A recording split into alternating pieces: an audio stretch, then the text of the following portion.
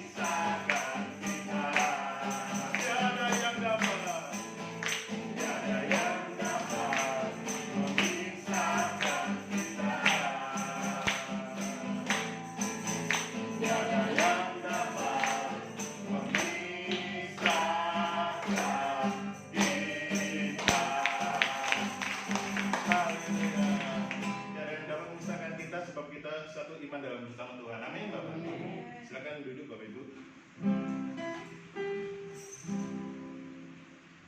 Kita siapkan hati kita akan mendengarkan sebagai dari firman Tuhan.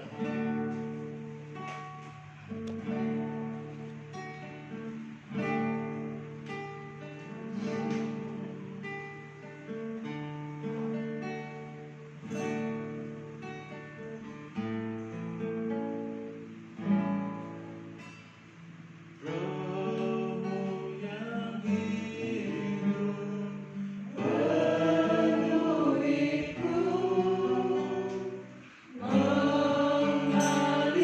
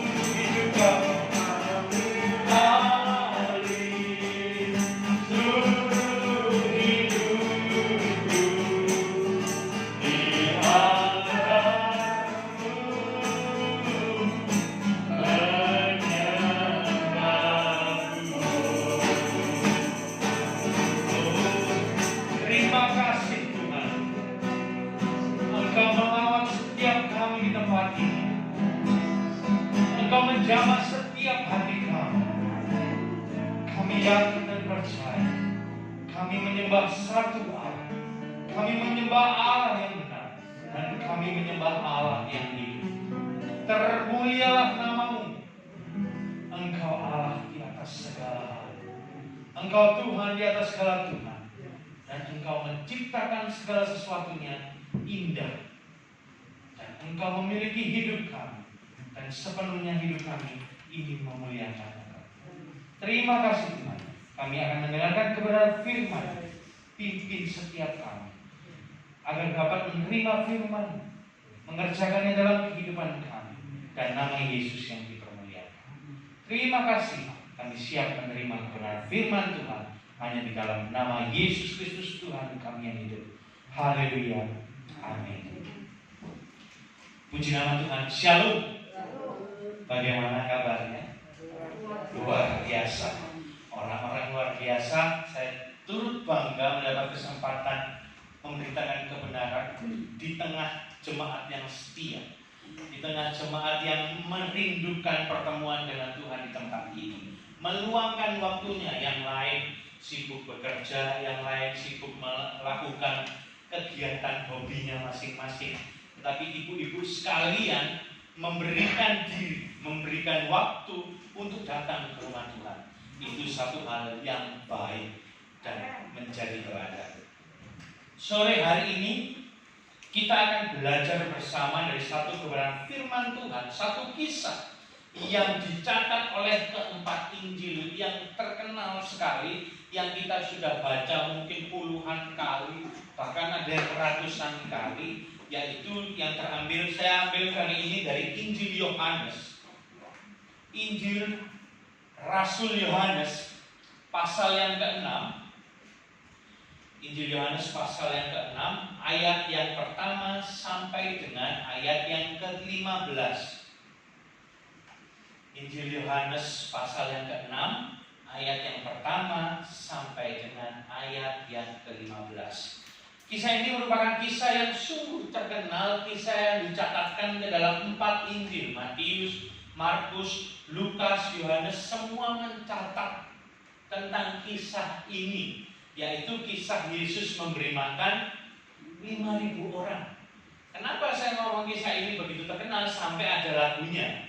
5 roti dan 2 ikan, Tuhan Yesus yang memberkati, yang makan 5.000 orang, sisa 12 keranjang.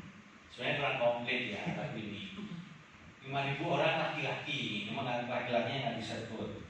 Kenapa saya ngomong terkenal? Yang punya lagu yang ini, yang ngasih makan 4.000 orang nggak punya lagu ya. Setahu saya belum ada lagunya. Tapi kisah ini begitu terkenal sampai dicatat dalam 4 Injil dan lain sebagainya. Kita sudah baca ini berulang kali, pasti sudah hafal. Tapi kita akan baca, namanya firman Tuhan, sehafal-hafalnya kita harus membaca firman. Karena firman ini makanan kita, makanan rohani. Kalau kita nggak makan, kita lemah, lemes, ada masalah sedikit, goyah. Kalau kita ada masalah terus stres, berarti kurang makanan. Ingat ya rumusnya. Kalau ada masalah kecil terus stres, bingung, gumun, kok kamu jalan keluar, berarti kurang makan. Betul. Ya. Tapi kalau kerja, ngerjain pekerjaan yang sama setiap hari ini tidak bisa selesai. Kenapa? Kurang makan. Jadi gitu ya rumusnya ya. Kalau ada masalah, nggak tahu jalan keluarnya, pusing, beliang, meriang, maka masuk angin, berarti kurang makanan rohani. Oke, kita baca ya. Saya baca ayat yang ganjil, jemaat membaca ayat yang genap. Saya mulai 1, jemaat 2, dan seterusnya. Di ayat yang ke-15 kita akan baca bersamaan. Sudah menemukan? Saya akan memulai. Yesus memberi makan 5.000 orang. Sesudah itu Yesus berangkat ke seberang Danau Galilea, yaitu Danau Tiberias. Orang-orang berbondong-bondong mengikuti Dia karena mereka melihat mujizat-mujizat Tuhan yang diadakan terhadap orang sakit. Dan Yesus naik ke atas gunung dan duduk di situ dengan murid-muridnya. Dan pasca hari raya orang Yahudi sudah dekat. Ketika Yesus memandang sekelilingnya dan melihat bahwa orang banyak berbondong-bondong datang kepadanya, berkatalah Ia kepada Filipus, di manakah kita akan membeli roti supaya mereka ini dapat makan? Hal itu dikatakannya untuk mencobai Dia, sebab Dia sendiri tahu apa yang sedang dilakukannya. Jawab Filipus kepadanya, roti seharga 200 dinar tidak akan cukup untuk mereka ini, sekalipun masing-masing mendapat sepotong kecil saja. Seorang dari murid-muridnya yaitu Andreas saudara Simon Petrus berkata kepadanya, Di sini ada seorang anak yang mempunyai 5 roti jelai dan 2 ikan. Tetapi apakah artinya itu untuk orang sebanyak ini? Kata Yesus, sungguhlah orang-orang itu duduk. Adapun di tempat itu banyak rumput, maka duduklah orang-orang itu dan dimakanlah lagi banyaknya. Lalu Yesus mengambil roti itu, mengucap syukur, membagi-bagikannya kepada mereka yang duduk di situ. Demikian juga dibuatnya dengan ikan-ikan itu sebanyak yang mereka kehendaki.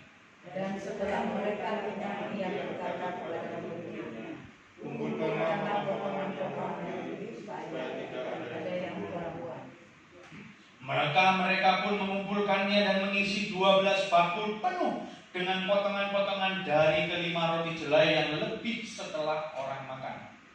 Ketika orang-orang itu melihat mujizat yang telah diadakannya, mereka berkata, Dia inilah orang yang akan datang ke dalam dunia. Karena Yesus tahu bahwa mereka hendak datang dan hendak membawa Dia dengan paksa untuk menjadikan Dia raja, Ia menyingkir pula ke gunung seorang diri. Ini kisah yang tidak asik. Siapa yang baru dengar pertama kali kisah ini? Nggak mungkin ya. Nggak mungkin. Ini kisah yang fenomenal karena kalau orang di luar tidak percaya Yesus diomong ini sulapan.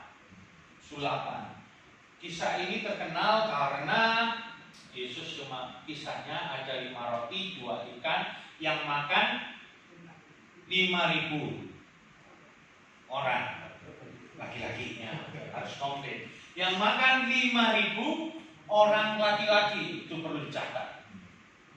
Kenapa yang dihitung laki-laki? Kalau yang perempuan dihitung nggak sisa. Nggak cuma bercanda. Katanya ibu-ibu sekarang bawa tas ini masuk ke tas semua. Nah itu katanya orang kanan, bukan saya. Yang makan 5.000 orang laki-laki saja, karena menurut adat Yahudi yang dihitung itu hanya laki-laki saja. Makanya dipisahkan orang yang paling mengenaskan dalam Alkitab adalah seorang janda. Karena janda itu sudah tidak dihitung, harta dari laki-lakinya harus diserahkan kepada Allah, sehingga identiknya di dalam Alkitab janda itu miskin.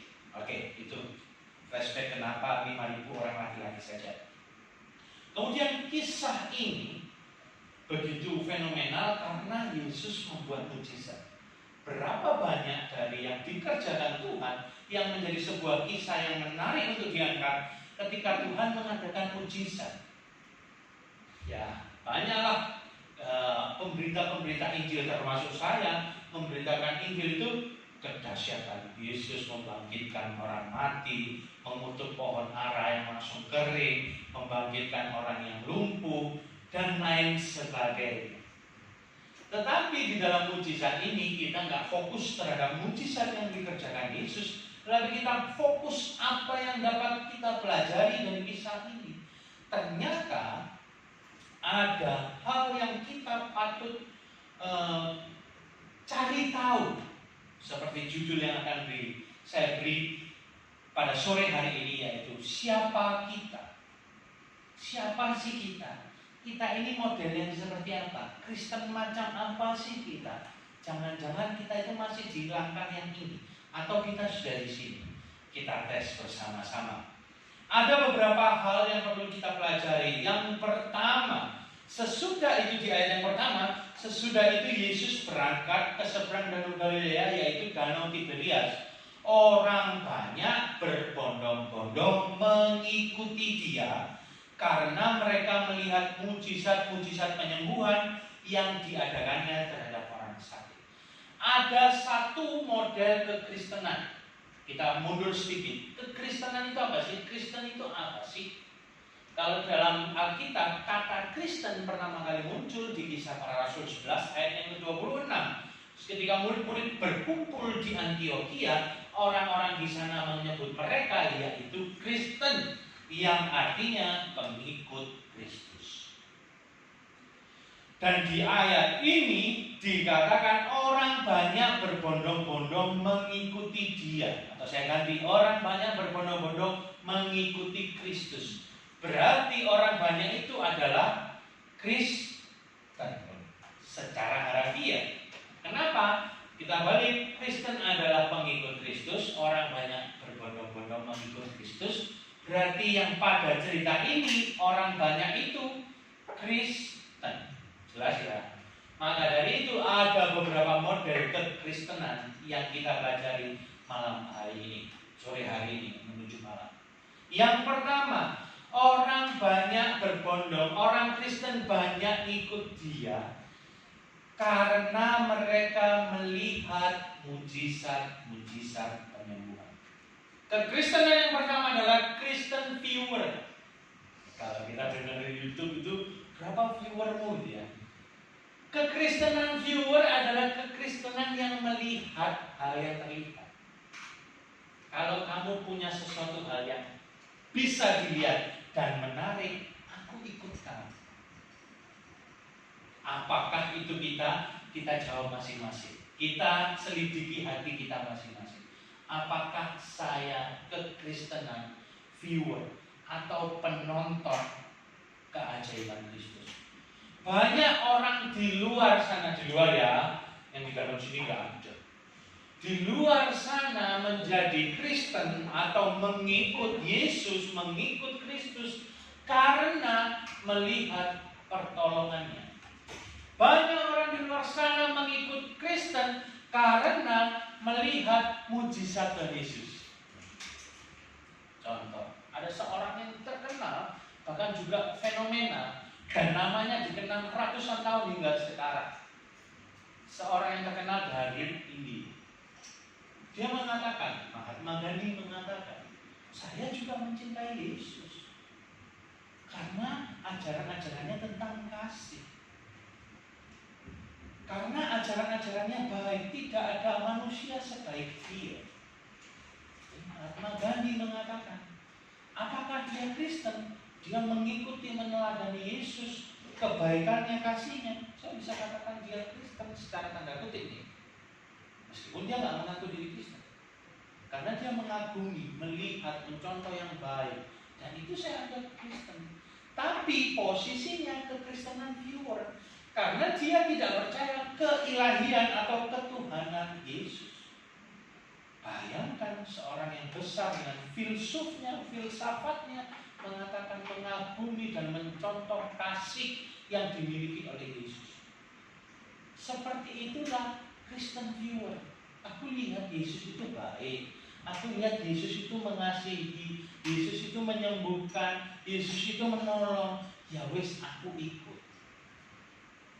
Itu golongan pertama, viewer. Ada golongan kedua, follower. Setelah melihat, ngikut. Ada yang melihat aja, tapi nggak berani ngikut. Pada saat itu banyak yang melihat saja tanpa mengikut, karena takut, karena orang-orang Yahudi membentengi atau menghakimi Yesus sebagai bidat, sebagai orang yang mengajar ajaran sesat, sehingga orang-orang terdekatnya akan dimusuhi. Banyak mereka yang mengagumi dari jauh, tapi tidak mengikuti. Tapi banyak juga orang-orang yang berbondong-bondong mengikuti dia, yaitu sebagai follower. Ikut, ajarannya bagus. Yesus itu ajarannya bagus. Tampar pipi kiri, berikan pipi kanan, kasihilah musuhmu. Banyak ajaran-ajarannya yang dia yakini baik. Itu follower. Kita lihat, ada follower, ada viewer. Follower itu melihat, kayak anak-anak zaman sekarang gitu ya, zaman now sekarang, yang kemarin heboh, anak angkatnya siapa? Densu dihina oleh anak gadis remaja umur 12 tahun, membandingkan Bertrand Peto dan artis Korea gitu ya. Pokoknya gitulah. Saya sedikit aja misalnya itu. Si anak perempuan ini menghina-hina si anak angkatnya Om Su ini. Segitu dia mencintai idolanya, seorang penyanyi Korea yang begitu dia ikuti, dia teladani, dia ikuti kisahnya, perjuangannya. Sebegitunya dia sebagai follower. Kan dia nggak kenal. Dia hanya mengetahui, menyelidiki, dia suka karena wajahnya ganteng dan sebagainya. Dan dia tidak followernya si Bertrand ini. Dia maki habis-habisan. Anak umur 12 tahun. Disitulah letak konsep follower. Mengikuti. Ikuti aja.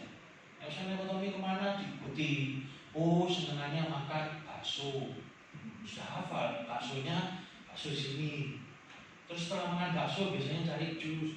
Biasanya terusan kalau ekonomi ini ya Pak. Jam segini sampai jam segini waktunya kuliner. Itu sampai hafal. Itu follower. Sebegitu juga orang-orang banyak berbondong-bondong. Kenapa mereka harus mengikuti Yesus? Karena mereka sesungguhnya juga butuh. Yang ikut itu juga ada yang orang yang cacat, yang ikut itu juga ada orang yang butuh pertolongan, ada orang bisu, ada orang tuli. Banyak orang yang mengikuti dia karena ingin sesuatu. Apakah kita menjadi Kristen yang ingin sesuatu juga saat kita mengikuti Yesus? Banyak, masih banyak. Mungkin sekitar setelah saya meninggalkan Yesus beberapa lama, saya kembali lagi. Itu saya menjadi kekristenan yang masih mengikuti karena tidak ada jalan keluar. Terpaksa, jadi follower yang dipaksa. Sudah follower terpaksa ya. Kadang Tuhan itu gitu. Dipaksa dulu, baru dikucak. Jadi dicelupin dulu, dikucak kemudian. Celuk dulu tapi. Inilah kekristenan follower. Apakah kita menjadi follower saat ini? Hanya kita yang bisa jawab masing-masing. Dan ada kekristenan yang ketiga. Ini yang lucu. Di ayat yang kelima, ketika Yesus memandang sekelilingnya dan melihat bahwa orang banyak berbondong-bondong datang kepadanya, berkatalah Yesus, yaitu Yesus kepada Filipus, di manakah kita akan membeli roti supaya mereka ini dapat makan? Hal ini dikatakan untuk mencobai dia, sebab ia sendiri tahu apa yang hendak dilakukannya. Jawab Filipus kepadanya, roti seharga 200 dinar tidak akan cukup untuk mereka ini, sekalipun masing-masing mereka mendapat sepotong kecil saja. Ada kekristenan tipe yang ketiga, yaitu Kristen disciple atau Kristen murid. Kekristenan model yang ketiga adalah Kristen disciple atau Kristen murid. Seorang murid akan mengetahui dengan benar siapa gurunya.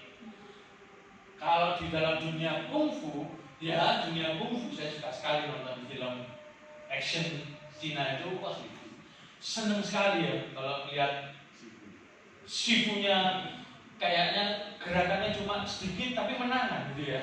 Kalau muridnya harus babak belur kalah terus gitu ya.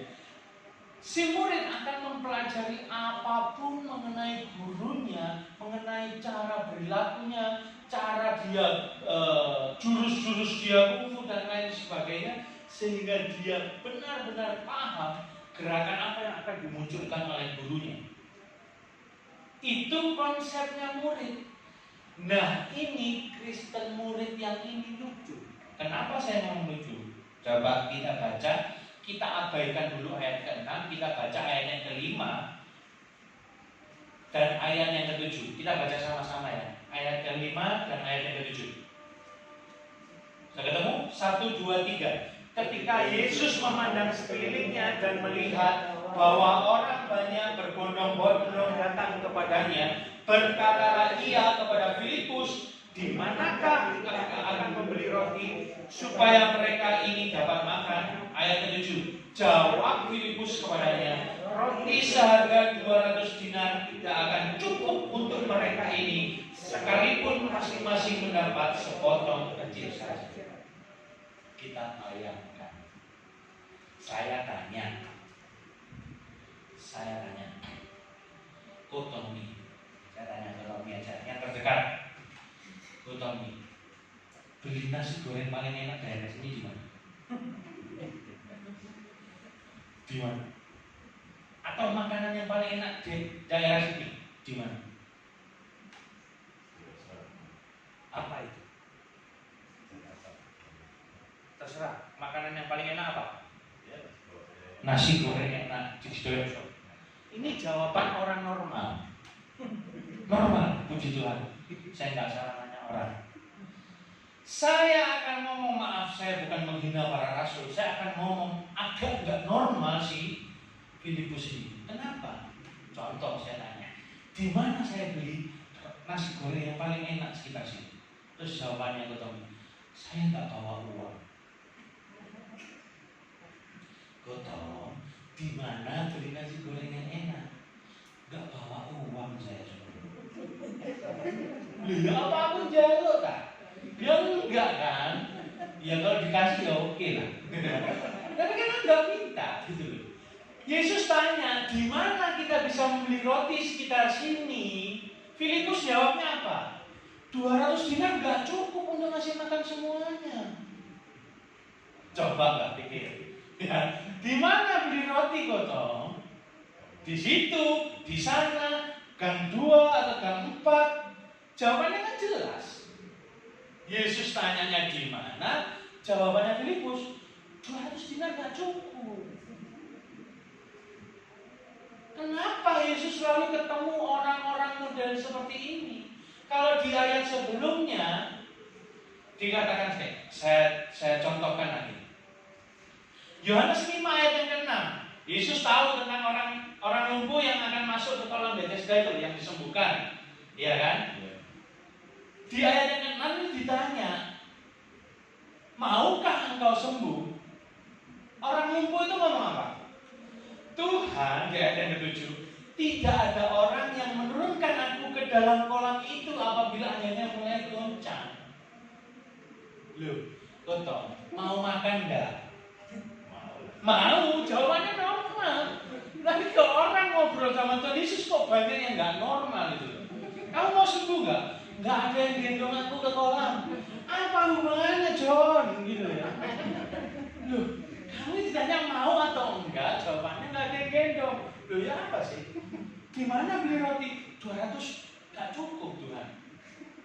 Dengan orang, kalau Tuhan Yesus orang jawab, gak takut. Lalu takut itu gimana beli rotinya? Berapa banyak dari kita, kalau Tuhan ingin memberi kita jalan keluar, kamu mau jalan keluar enggak? Lu aku nggak mampu Tuhan.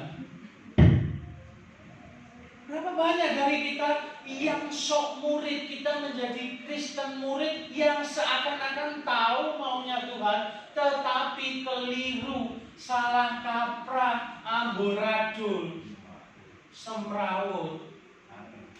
Angel tuturannya memang. Ini Kristen yang murid ini yang agak susah. Mendingan yang viewer atau follower. Kalau saya ngomong mendingan, tapi nggak ada yang mending sih dua-duanya. Karena mereka lihat percaya wae, ditakut jawab wae.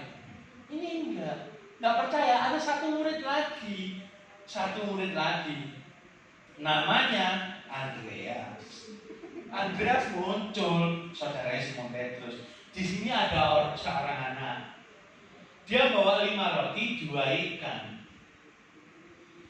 Tapi apa artinya kalau cuma segitu Tuhan? Ini malah kurang ajar. Jadi ngece Tuhan, ada. Tapi kan nggak mungkin. Misalnya kalau kami tahu, saya ini alergi seafood. Misal.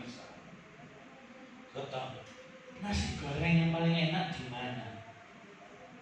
Loh, nggak bawa uang aku. Loh, satu murid. Temennya tanya, di mana nasi goreng yang enak? Nih, ada nasi goreng seafood. Kan tahu dia saya alergi seafood. Tapi dikasihnya yang seperti itu. Murid tahu sebenarnya, tapi bodoh, bebal. Makanya kan dikatakan waktu Petrus Simon berjalan di atas air terus jatuh, hai orang yang kurang percaya. Murid-murid, hai orang yang bebal, hai bangsa yang tegar tengkuk. Itu menandakan kekristenan seorang murid. Bukan berarti murid itu sudah baik, berusaha mengetahui gurunya, berusaha meneladani, tapi tidak mau menyerahkan hidupnya kepada gurunya. Buktinya apa? Terlalu banyak bukti murid-murid ini nggak percaya. Yesus bangkit, kalau aku nggak mencucukkan jariku, nggak percaya. Padahal selama hidupnya mereka mengiringi, aku akan bangkit pada hari yang ketiga. Aku merubuhkan bait Allah dan 3 hari akan aku bangun. Gak mengerti, hai kamu yang degil hati. Kekristenan seorang murid bukan berarti yang terbaik. Baik, karena berusaha memahami siapa Tuhanmu, berusaha memahami, meneladani sikap Yesus. Tetapi yang tidak terbaik, ada satu pribadi yang nggak tahu apa-apa dalam artian manut buai atau ngikut saja. Sebagai contoh, si anak kecil ini, dia bawa bekal sendiri. Kan dia bawa roti, bawa ikan sendiri, itu kan miliknya dia. Tapi digiring sama muridnya. Kalau aku jadi anak itu, rotinya roti dagangan, mikir aku, ini gratis apa tuh? Tapi anak itu percaya saja, seorang anak. Kekristenan yang keempat adalah kekristenan believer. Percaya. Tahu. Kenapa saya ngomong anak itu tahu siapa Yesus? Gak mungkin anak itu ada di tengah-tengah itu kalau gak ada yang tahu. Dia tahu siapa Yesus. Dia kenal dari kata orang. Dia mengikuti. Yesus 5.000 orang itu Yesus juga mengajar, memberitakan kebenaran. Kalau dikatakan kan Yesus sepanjang hidupnya jalan, ngajar, memberi perumpamaan, jalan, ngajar, memberi perumpamaan. Pada akhirnya di gunung itu dia melihat kelaparan. Orang-orang banyak kelaparan sehingga dia menuntut murid-muridnya, kamu kasih makan. Ada satu pribadi yang tampil, seorang anak yang tidak dibahas secara besar-besaran, tidak di blow up namanya siapa, tapi dia menyerahkan yang dia punya. Nggak ada tercatat, memang nggak ada tercatat. Dia balik nggak 5 roti 2 ikan. Dia dikasih uang nggak 5 roti 2 ikan. Dia menyerahkan yang dia miliki karena dia percaya. Pribadi yang menjadi Kristen believer, Kristen percaya. Dia percaya, dia melihat, dia mendengar, dia mengikuti, dia percaya. Kekristenan yang seperti ini yang Tuhan akan perhitungkan. Bukan berarti yang Kristen yang lain tidak diperhitungkan. Tuhan melihat setiap jiwa menjadi sebuah harta yang berharga di mata. Tetapi kita, siapa kita, di level mana kita berada? Apakah kita hanya sebagai viewer yang hanya melihat Tuhan Yesus baik, melihat orang-orang keluar gereja mukanya sukacita, yang melihat orang keluar gereja mendapat jalan keluar, tapi kita tidak melangkahkan kaki di gereja? Ataukah kita saat ini di posisi Kristen follower? Ya wis, ikut ibadah, doa, ikut doa, Natalan, ikut Natalan, tapi menghadapi masalah masih ragu, bingung jalan keluar, lebih suka cari utangan dulu daripada cari Tuhan dulu, lebih suka cari manusia dulu daripada cari Tuhan dulu. Ataukah kita naik satu tingkat, kita belajar tentang siapa Yesus, kita meneladani tingkah lakunya, kita meneladani perkataannya, tapi kita tidak memasrahkan diri kepada-Nya. Kita masih murid, atau kita mau melangkahkan kaki untuk menjadi Kristen-Kristen yang percaya, yang tidak hanya melihat, tidak hanya mengikuti, tetapi menyerahkan diri sepenuhnya untuk dibentuk oleh Dia, menyerahkan diri sepenuhnya untuk diatur oleh Tuhan, dan memasrahkan apa yang kita miliki untuk Dia. Malam hari ini kita belajar bersama. Kebenaran firman tidak begitu panjang, tapi hari ini dari kisah yang begitu terkenal ini kita belajar ada 4 model kehidupan Kristen pada saat ini. Yang pertama, Kristen yang hanya melihat, mengikuti, mengagumi Yesus dari jauh. Yang kedua, mengikuti Yesus tanpa mencari tahu siapa Dia. Yang ketiga, mengikuti, mencari tahu, meneladani tanpa percaya kepada Dia. Hari ini kita tantang, saya tantang kita semua untuk melangkahkan kaki menuju kekristenan yang percaya sepenuhnya kepada Dia. Jangan takut. Berapa banyak yang hari-hari ini mulai goyang. Saya itu goyang banget. Kenapa? Lihat kiri kanan, pendeta pun juga terpapar virus. Pendeta pun dipanggil Tuhan karena virus ini. Tidak ada satu orang pun yang luput dari hantaman virus ini. Baik itu kesehatan, baik itu ekonomi, baik itu mental. Semua kena. Permasalahannya, apakah kita Kristen mampu menjadikan hal ini menjadi sesuatu yang berbeda? Pilihannya di kita. Tuhan mau ngasih jalan keluar, Tuhan mau ngasih jawaban. Tapi kalau kita tidak mau pasrah, percaya sepenuhnya, nggak bisa. Nggak bisa. Kenapa sampai Simon harus tenggelam saat berjalan di atas air? Karena Tuhan memberi pilihan kepada Simon. Kamu mau percaya atau enggak? Ini aku, jangan takut. Kata Simon, kalau itu memang engkau, bawalah aku juga berjalan di atas air. Datanglah. Simon melangkahkan kaki pertama. Dia memilih untuk percaya pertama, di tengah-tengah dia memilih tidak percaya. Hai orang yang kurang percaya. Malam hari ini kita sudah belajar kebenaran firman Tuhan. Maukah kita menjadi Kristen believer? Kristen yang percaya kepada Dia sepenuhnya tanpa ragu. Saya bilang itu sulit. Saya tidak janjikan kemudahan. Itu sulit, tapi itu bisa. Itu sulit kalau kita melepaskan diri daripada. Itu sulit namun bisa jika kita terus menggandeng tangan. Mari kita tundukkan kepala. Kita tutup dengan firman Tuhan ini dengan doa. Kita tutup pemberitaan kebenaran Injil ini dengan doa. Mari kita bersatu hati, kita berdoa. Allah Bapa kami yang bertahta di dalam kerajaan surga, yang kami sembah di dalam satu nama yang agung, Yesus Kristus Tuhan dan Juru Selamat kami.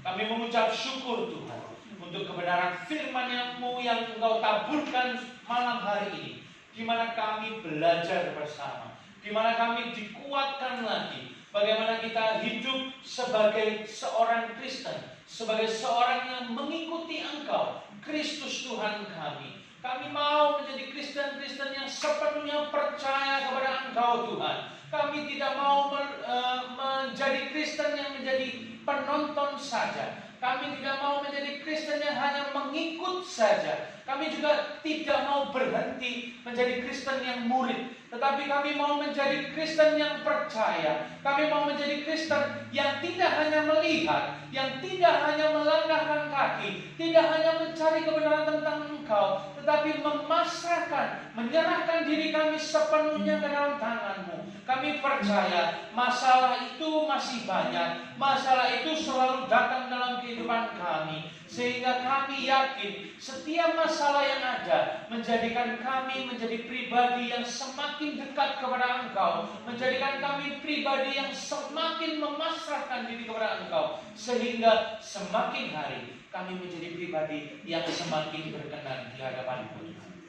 Jadikan kami kekristenan yang tidak hanya berhenti sebagai murid, tetapi bertahap melangkahkan kaki menjadi memasrahkan diri kepada Engkau sepenuhnya dan memuridkan orang-orang di sekeliling kami. Jadikan kami terang-Mu, jadikan kami garam-Mu bagi sekeliling kami, agar dihidupkan melalui kehidupan kami nama Yesus selalu dipermuliakan. Terima kasih. Hamba-Mu juga berdoa untuk semua jemaat di tempat ini Tuhan, dimanapun mereka berada. Engkau yang menggandeng tangan mereka, Engkau yang menguatkan mereka, menegur mereka, menyayangi mereka begitu hebatnya, sehingga Engkau meluputkan segala sesuatunya, menggandeng mereka melalui rintangan penderitaan, masalah, cobaan yang mereka alami, sehingga kehidupan mereka tidak jauh dari Engkau, dan mulut mereka akan memuji Engkau, bahwa Engkau yang menggandeng tangan kami Tuhan. Terima kasih Tuhan, meteraikan firman-Mu dalam kehidupan setiap kami, agar kehidupan kami dipenuhi damai, sejahtera, sukacita yang daripada-Mu, dan kekuatan Roh Kudus-Mu yang akan menuntun kehidupan kami. Terima kasih Tuhan, kami pasrahkan seluruh kehidupan kami hanya di dalam nama Yesus Kristus, Allah yang hidup. Haleluya. Amin.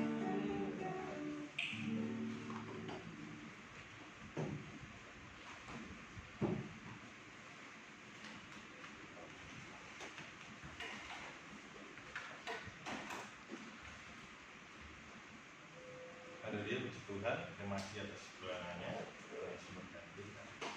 Dan kita akan memberikan persembahan, sebelumnya kita berdoa terlebih dahulu.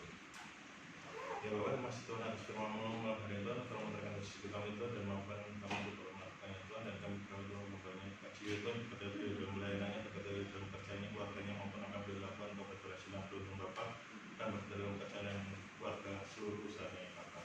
Dengan sebentar kami juga akan memberikan persembahan yang terbaik bagi nama Engkau Tuhan, berkatilah kami semua yang tak mau suara Bapak. Di dalam nama Tuhan Yesus Tuhan yang sudah berdoa dan bersyukur. Haleluya. Persembahan bisa dijalankan, kita nyanyikan siji loro telu. Siji loro telu.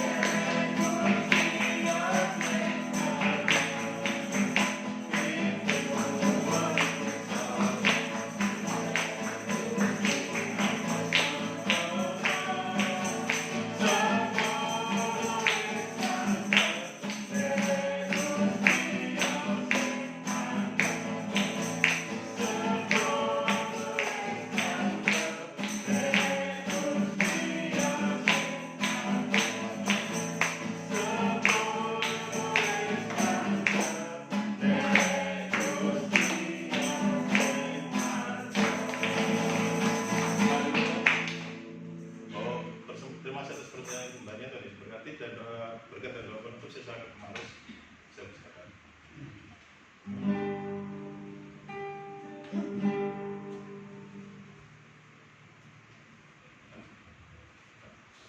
Segala puji syukur bagi Bapa di surga. Pada malam hari ini Tuhan sudah berkenan pada kami BPI dari awal Tuhan ke akhir, dan yang pada kami cari semua sudah diberkati melalui kebenaran firman Tuhan yang disampaikan dengan adanya Tuhan. Pada malam hari ini kami berkenan Tuhan yang sudah menyampaikan firman Tuhan, Dia tak berkati menerima dan kesehatan kekuatan dan rumah tangganya dalam segala usaha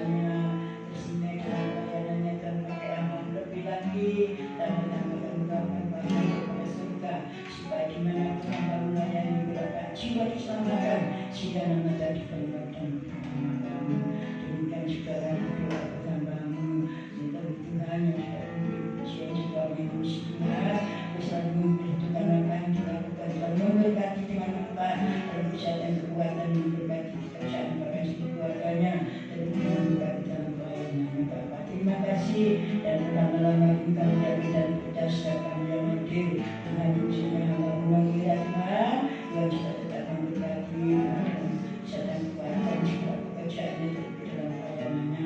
Kami yakin dan berdasarkan yang hadir sudah diberkati melalui kebenaran Tuhan dan sebentar kami akan menerima berkat khusus daripada Tuhan. Tentang bulan kami yakin dan percaya yang sudah mengirimkan malaikat dari surga nyertai secara pribadi dari tempat ini sampai rumah membawa berkat damai sejahtera sukacita keselamatan kebahagiaan kesuksesan daripada Tuhan dari saat ini sampai selamanya. Hanya di dalam nama Tuhan Yesus kami sudah berdoa